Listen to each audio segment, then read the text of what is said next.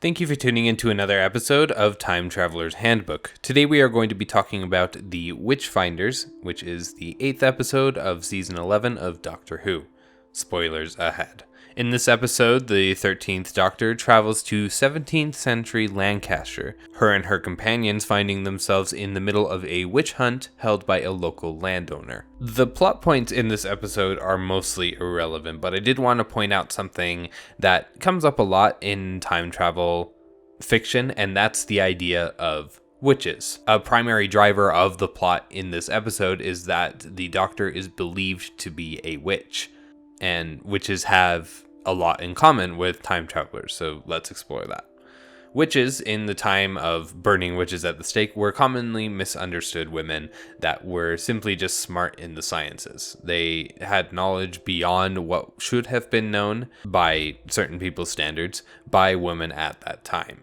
Time travelers have knowledge of future events. And so in the case of the Witchfinders, the Doctor is a woman and is seen to have more knowledge than what she should have, and thus must be silenced, of course. The connection is knowledge, and essentially the lesson here is having too much knowledge in a time where people don't understand how such knowledge can be attainable is a dangerous attribute for someone to have, because if someone finds out that you have that, they could think that you are a witch, and in a time where they burned witches, that's very, very bad.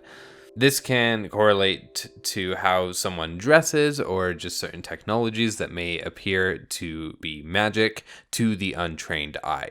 So, as a blanket statement, if you are time traveling to a time in the past, you should try your hardest to kind of blend in with the times, because any amount of technology is basically indistinguishable from magic at a certain point in the past.